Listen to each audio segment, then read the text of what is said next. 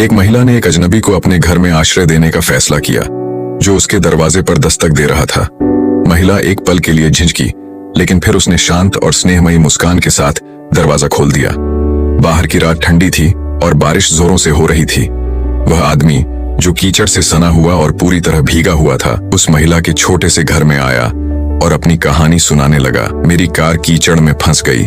मैं एक emergency conference में जा रहा था और इस तूफान में रास्ता भटक गया। महिला ने उसे सादगी भरा लेकिन प्यार से भरा एक गर्म कॉफी का कप दिया। जब वह आदमी गर्माहट पाने की कोशिश कर रहा था, उसने एक दृश्य देखा जो उसकी जिंदगी भर याद रहेगा। वह महिला एक पालने के पास घुटनों पर बैठी प्रार्थना कर रही थी, पूरी आत्मा से। आदमी उस दृश्य से भावुक हो गया और धीरे से पूछा, आप इतनी गहराई से क्यों प्रार्थना कर रही हैं? आंखों में आंसू ली महिला ने जवाब दिया, मेरा बेटा बहुत बीमार है।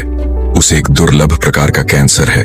सिर्फ एक डॉक्टर है जिसका नाम है डॉक्टर एइटोर, जो उसे ठीक कर सकता है, लेकिन मैं गरीब हूँ, उसके इलाज का खर्च नहीं उठा सकती। मेरे पास बस दुआ करने और भगवान पर भरोसा रखने के अलावा और कोई रास्ता नहीं है। वह आदमी सन्न रह गया। उसका शरीर कांप उठा। उसका नाम एइटोर था। वह उसी दुर्लभ कैंसर का विशेषज्ञ डॉक्टर था। उसी क्षण सब कुछ स्पष्ट हो गया। तूफान, कार का कीचड़ में फंसना, कॉन्फ्रेंस में जाना, यह सब ईश्वर की योजना थी। गले में रूंधे स्वर और आंखों में आंसू लिए वह महिला के पास घुटनों के बल बैठ गया और बोला, भगवान ने आपकी प्रार्थना सुन ली है। मैं डॉक्टर एइटोर हूं और मैं आपके बेटे का इलाज करूंगा। महिला फूट फूट कर रोने लगी। उसका दिल कृतज्ञता से भर गया। एइटोर भी रो रहे थे, क्योंकि उन्हें अब अपनी जिंदगी का असली उद्देश्य समझ में आ गया था।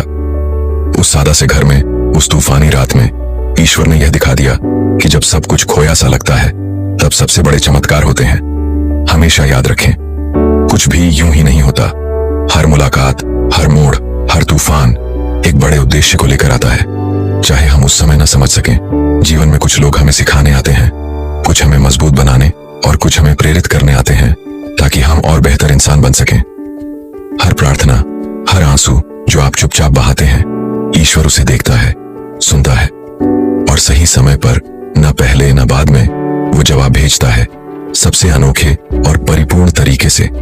इसलिए दिल को शांत रखो, बंद दरवाजों के लिए भी शुक्रगुजार रहो, मुश्किल रास्तों के लिए भी धन्यवाद दो और हर विलंब को स्वीकार करो, क्योंकि हर चीज ईश्वर के समय अनुसार होती है। जो कुछ भी आपका है वो ईश्वर के हाथों में सुरक्षित है, सिर्फ सही समय का इंतजार कर रहा है। विश्वास रखो और शांति से चलो।